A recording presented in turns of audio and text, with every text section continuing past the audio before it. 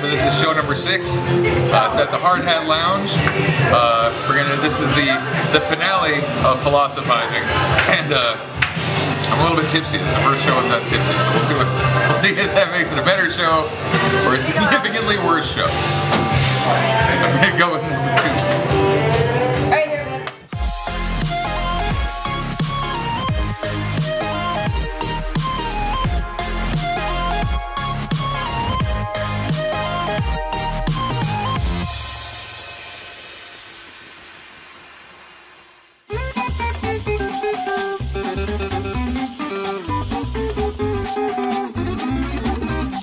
The first thing that happened at the Motor City Cafe was I met Sam Lundstedt. I met Strangling Jack at Motor City. He's one of the local comics. He ended up becoming a good friend of mine. He saw me over at the dive bar, over at my shittiest show. It was so good, so many different voices, super talented. He really liked the Keanu Reeves impression. Here's Keanu on every movie.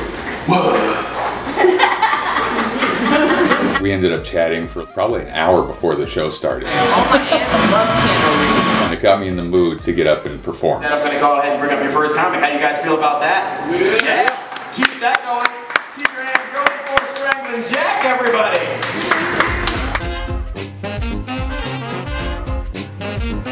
At Motor City, I took the bullet. There is something in stand-up called taking the bullet. It came from back in the day in the old Wild Wild West. That the first comedian out there was the one who could probably take a bullet and might shoot your ass. Oh, you're not funny, get out of here. Pop! Oh, okay, well, show called, done. He took the bullet. Let's go, let's back it up. Taking the bullet is simple. It just means going first. They said to me what taking the bullet is going up first because you don't know what the room is. Our first comedian is the guy taking the bullet, which is basically the first guy after the little crappy intro from the MC. Going first is probably one of the hardest things to do in stand-up comedy. Half of the audience is just settling in, and they're still thinking about their drive to the show. First of all, you're testing the audience, but also they're testing you at the same time. The other half of the audience, they're waiting on their food or drink order, and they're worried about that, so they're also not really paying attention. Going first means you're the one trying to warm the audience up. So if you suck, it's harder for that next comic. That means the comics after you are going to hate you. You end up setting up the other comics to fail. 10% of people who aren't there, because they've already used 100%, are the comedians that are in the back of the room, so they really aren't there. Or you do really good, and then it makes them do better. But if you kill, then you make every other comic's job easier, because everybody's already in a good mood, everybody's already laughing. Or sometimes you do really good, and that sets up the other comics to fail too. You don't want it easy. Every single open mic I go to, everybody signs up 3, 4, 5, 6, 7, 8. First, right on the dot. But to me, your material is your material. You're gonna have harder nights in bars and clubs. As a promoter, I've always recommended that you pick somebody strong to take the bullet and kind of encourage them to do it. Somebody you know gets the audience going and gets the crowd laughing and sets the mood. Taking the bullet is a weird place to be because it's uncomfortable. You don't know what the room's going to be like. There's no one up before you, so you're kind of on your own. Because of that, I was saying a lot at the beginning. Like, you know the old, you're talking about being broke? But I ended up getting into it and it ended up being a really good show. Wait, did you know that 4 score is actually a clever way to say 420? That's how I know that Abraham Lincoln was a stoner. That's getting high and freeing slaves. Like, oh shit, man, you mean they're not getting paid all this time? That's a bummer. That's a bummer, man. Oh, by the way, I forgot to say, in my mind, Abraham Lincoln sounds exactly like Tommy John. Motor City had the best reaction to philosophizing of any of the nights. Philosophizing with Keanu Reeves. If an Asian salad is big as America, is it an Asian American salad? Do fish drown? Philosophizing is a sketch I did a long time ago, and it's actually my most popular sketch online. Do fish drown? Whoa. What was One-Eyed Willie's name before he lost his eye? Willie, where's my chapstick? Is baby powder made from real babies? What? There's a theory that that's actually what started the Conspiracy Keanu meme series. They have Ted from Bill and Ted looking all like, whoa, and then just asking questions. Well, philosophizing came out before that, and there's a lot of comments on there that say, hey, was this the basis for Conspiracy Keanu meme series? And maybe. How the fuck do flamingos sit down? Whoa. Who keeps taking my chapstick? Can you choke a giraffe? Nursery rhymes are fucked up. There's like 14 fucking chapsticks. How do phones work? Are you eating them? Is somebody eating them? Fuck! The chapstick joke was thrown in because it was real. Fuck you. That day, I just couldn't find my chapstick. And I was like, where's my chapstick? I'm fucking taking my chapstick. I have like 14 fucking chapsticks. And like all that stuff was like, why don't I just throw that in there? And it ends up being the best part of the entire fucking thing.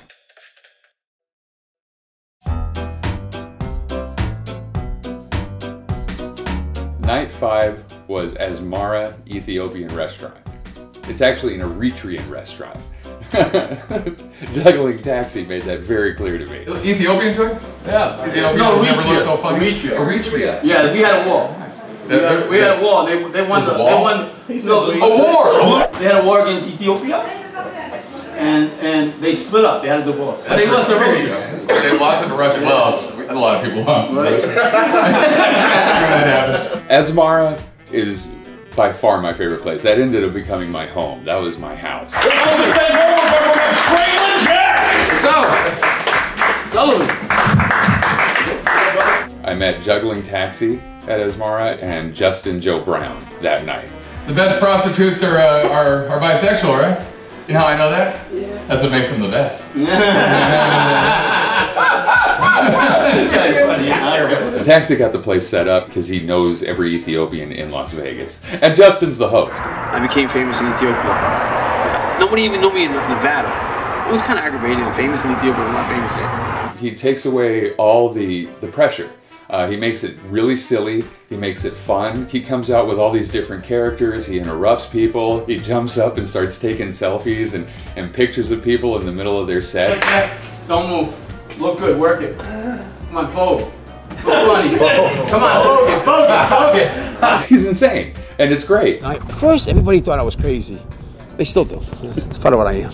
There's no way that you can be an uptight asshole in that place. And because of that, I loved it. It was a blast. Why do bats have eyes?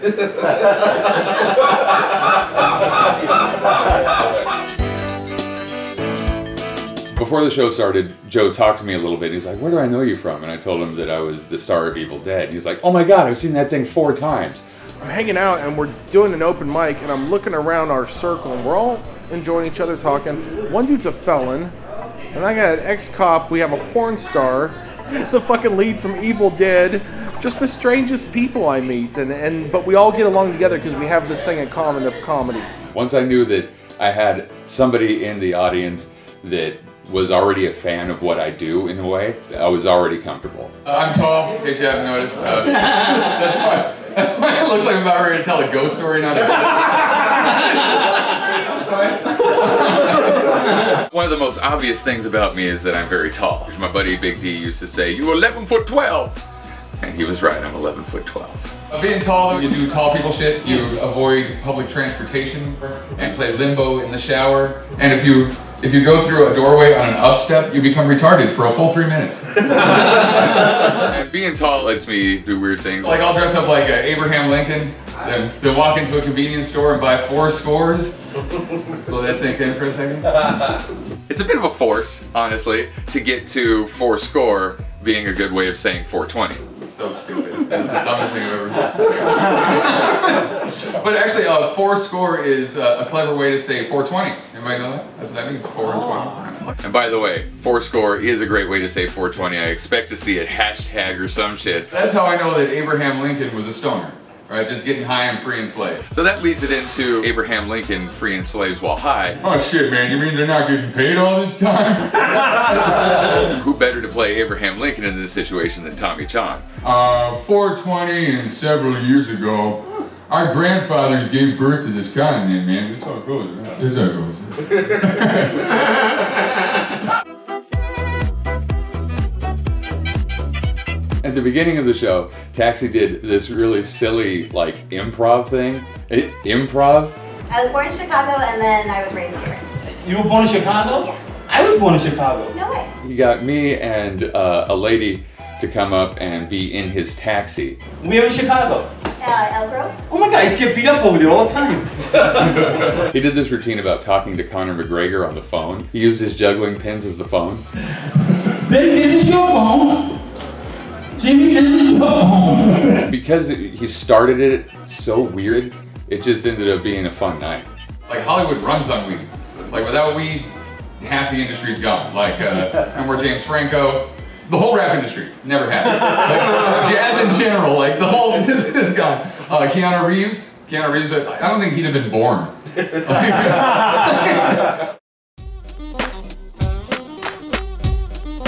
When I first moved to Hollywood, one of the jobs that I did, because it was all I could do, was play one of the characters on Hollywood Boulevard. I had an old Neo costume, and so I went onto Hollywood Boulevard and I played Neo from The Matrix. And I would do the voice and everything and be like, it's $5 for a picture, dude.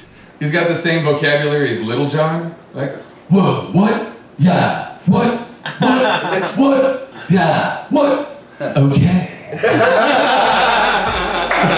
I've been doing Keanu Reeves since I was a kid, since I watched Bill and Ted's Excellent Adventure. He was one of my first impressions, and it's still one of my favorites. I actually have a theory about Keanu, that maybe he's not high all the time.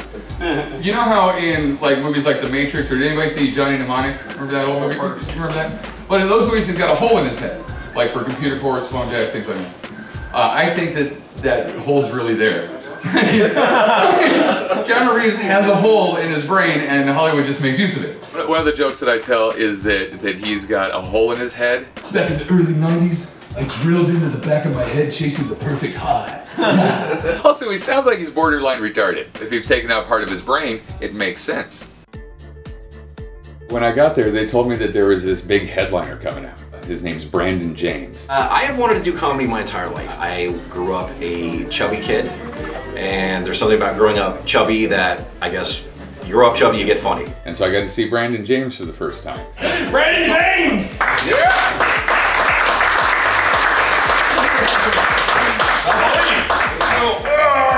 There's one bit that stuck with me. When someone shows you a picture of an above ground pool, it's like they just showed you a picture of like an ugly baby.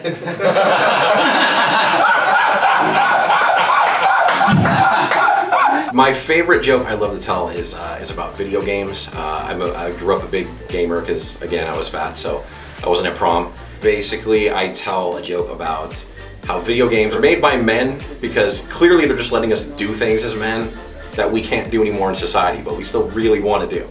You know, like fight each other, kill dinosaurs, whatever it may be. Did you guys see The Matrix? It's a good movie. The first one was good, but then they followed it up with a couple of long-winded D&D nerd dancing next to lava pieces of shit. Right? It's like, it's lava. You don't have to be in the lava for it to burn your fucking face off. It's like, if you're the parking lot far away from lava, you're gonna die. You don't have to. That's a weird situation because it's a movie that started off really good, and then it had two sequels that are agreeably quite bad. When I started talking about the Warshawski siblings, someone yelled out that they're both transgender now. So they're the Warshawski sisters. One of the directors decides to chop his dick off and become the ugliest woman in the world. Did you guys hear about that? They're now the Warshawski siblings. You can't call them the brothers. Yeah, both of them did it now. No, shut up. Both Really? of them. They're the sisters now. They're the sisters? Oh my god. Which is true. I found that out, that they both went transgender. It's a weird thing. The situation around all that, with the Warshawski brothers becoming transgender and everything, it's an odd situation, so it just lends itself to being the topic of a comedic bit. Alright, that's it.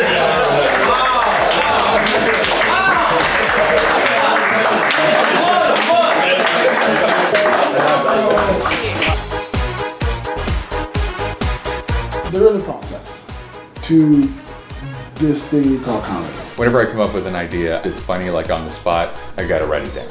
Like you have to have a notepad on you or your memo pad on your phone, or even better is to record it. Because then you get the inflection and where you are in the moment. So recording it is always the best. It's just about writing the material, working the material out, finding the material, testing out to see if it is funny to anybody else, adjusting it if it's not, keeping it if it is, figuring out how to work it into whatever it is you're telling, creating an entire piece. Another way to do it is when you have a topic and you create jokes about that topic. And what I'll do with that is I'll do a brainstorm sheet. I'll just start with the most common things that could possibly come up with whatever the topic is, write down as many things as I can, create ideas about those. So like, what's funny about this? But when you have all the words in front of you of what is related to this topic, it's a lot easier to find little bits of that topic and really draw it out, or build something around that little bit, which can make it a bigger bit in the end. Sometimes I'll write a love-hate list. I'll write 3 things I love, 3 things I hate, and maybe I'll go into that. For example, I hate tweakers. I hate them for their metabolism, the constant motivation. But I love the fact that they recycle. I just wish they quit doing with all my shit. So that's like one example of how I use a love-hate list to make a joke. When I come up with something original that's just out of the blue, what I'll do is I'll have kind of like a filing system. What the topic is it sex, is it drugs, rock and roll, being tall, any of the things that are a theme in my life, I'll put those down as topics and then see where those jokes fit into that topic. And if a joke just creates a new topic, then you got a new topic and you can start building onto that topic. That bit is a 10-minute set. Do 6 of those. Try to find a through theme for those 6. That's all a process. When you have enough topics and enough jokes about that topic, you can pile those all together. You got something really good. Practice, practice, practice, practice, practice, practice, practice, practice. You gotta know your shit. You gotta know it. After years of writing, I got very good at writing quick, fast jokes the way I enjoy them. I like Henny Youngman's material. I like comics that got to the point. So I would start with something that's happened to me, like a real life event, like getting dumped at Disneyland, which actually happened. Shout out to Christy. The event happens and then you amp it up. You take small facts of it, like where it happened, and turn it into something interesting, like make it the line of It's a Small World. They have a picture of that in their head. And then add on the abuse, like where the dolls are insulting the crap out of you. So you just pile it on, and that's kind of my process. I start with something relatively logical and believable, and then I just take parts of it and I just amp it up. Spend time and develop your craft. Talk to other people. We have 2 ears and 1 mouth for a reason. Most young comics are busy talking, telling us, oh, here's the business, here's what I know. Why don't you shut the fuck up and listen for a change? Stand-up is really acting. It could be just as simple as you having had a bad day in real life, but you're up there to entertain people, so you have to at least act like you're trying to be funny. Finding what you can randomize on is hard, but you know, just 10 years of doing it. Not to mention the fact that I just do it in my life. I replace song lyrics out loud all the time. It's one of my neuroses. I also eat paper. There are lines you need to memorize. The difference is these are lines that you yourself have typically written or you've written in collaboration with somebody. You can call a comic and just do jumping off points between one another, and you tell me all your stories, I'll tell you all mine, and then just kind of hash out some funny stuff. You are doing lines. I shouldn't put it that way, although a lot of comics do lines. Enjoy the process. Right? The best advice I can really give you is enjoy the process of it, because if you don't love it, you know, you may not make a living at comedy. It's really hard. It's like being a professional football player. I could teach you to punt a football, but it doesn't mean you're going to be a professional at it. You have to have luck, determination, tenacity, and a skill set. Even that may not make you famous, but if you enjoy the process of it, that's really all that matters.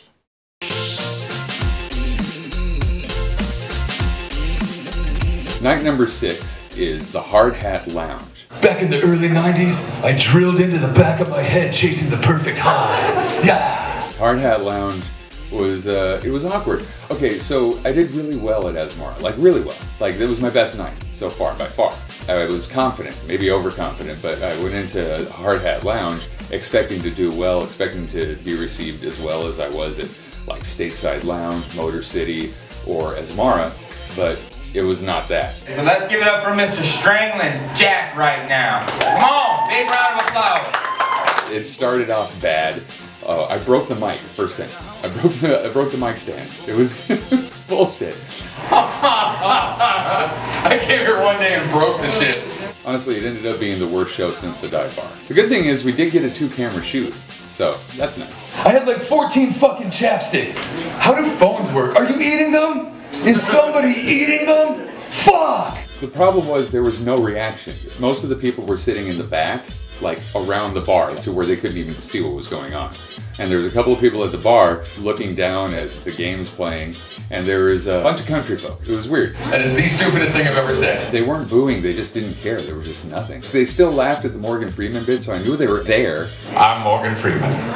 I'm a 70-year-old black man with chocolate chips on his face. But everything else was just dead silence. It was weird. It was annoying. The mic stand ended up becoming my crutch. I ended up holding onto the mic stand and kind of wavering around it with an awkward smile on my face, you know, that nervous smile. Once I realized that I wasn't doing well, it went downhill. I just leaned on the mic stand and was smiling like, it's a terrible place to be. Why do bats have eyes? I ended up ending the set early after philosophizing. They gave me a golf clap and I got the fuck off the stage. Philosophizing with Keanu Reeves. All right, that's it. That'll do me right now. It wasn't a great time. What I didn't realize was that it would be the beginning of what was probably my roughest week ever. It was an entire week of bombing to come. I lost the whole front table the second I called Jar Jar Binks a Jamaican retard. So stay tuned to see that epic fail. Next week's show is going to be all about bombing. I like comics that got to the point. So I've gotten really... I said fucking crickets? Did I hear a fucking cricket? I believe so. I'm in a kitchen with fucking crickets in it? Is that right? So it's really great. How much are you not paying me for this? On any kind of wish I had words. Wish I knew how to talk.